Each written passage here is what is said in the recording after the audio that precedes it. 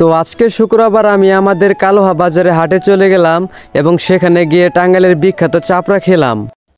আসসালামু আলাইকুম গাইস, আশা করি সবাই অনেক ভালো আছেন। তো আমার লাস্ট ব্লগের কমেন্টে আপনারা কমেন্ট করেছেন যে আমাদের কালোহা বাজারের ভিডিও দেওয়ার জন্য, সেজন্যই আমাদের কালোহা বাজারে আজকে আমি চলে গেলাম এবং শেয়ার করব আপনাদের সাথে আমাদের কালোহা বাজারে হাট চলাকালীন সময়। তো আশা করি আপনারা সবাই আমার সাথেই থাকবেন সম্পূর্ণ ভিডিও জুড়ে। আমাদের কালোহা বাজার যাওয়ার আগে এখানে রাস্তাঘাট কিছুদিন আগে নির্মাণ কমপ্লিট হয়েছে, কিন্তু বাজারের দিকে এখনো বাকি রয়েছে। মাশাআল্লাহ, তাবারাকাল্লাহ, রাস্তার কাজ হওয়ার জন্য অনেক বেশি সুন্দর লাগছে।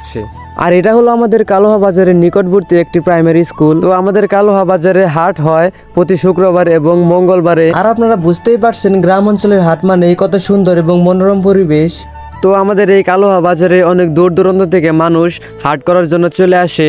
আর আপনারা অবশ্যই আমার এই ভিডিওটি শেয়ার করে দিবেন, যারা দূর দূরান্তে থাকে এবং প্রবাসে থাকে তারা যেন দেখতে পারে এবং এই সত্যিকারের গ্রামের অঞ্চলের হাটের ফিলিংসটা যেন তারা অনুভব করতে পারে।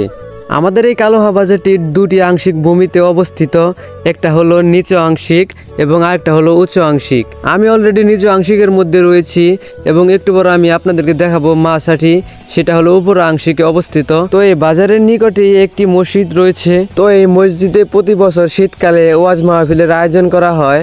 অনেক মানুষ সেখানে আসে ওয়াজ মাহফিল শোনার জন্য। তো আপনারা এই বাজারে গ্রামের ঐতিহ্য, হাতের কারুকাজ করা বিভিন্ন সামগ্রী এখানে পেয়ে থাকবেন। তো আমি মসজিদটির ভিতরের অংশ দিয়ে মাছাটিতে চলে যাচ্ছি। তো সেখানে আপনারা বিভিন্ন প্রকারের শুটকি মাছ সহ খাল বিলের মাছও পেয়ে থাকবেন। অতএব সবাই দ্রুত চলে আসেন এই বাজারে। তার একটু পরে আমরা টাঙ্গাইলের স্পেশাল ফুড আইটেমস চাপড়ি খেয়ে বাজার থেকে বের হলাম।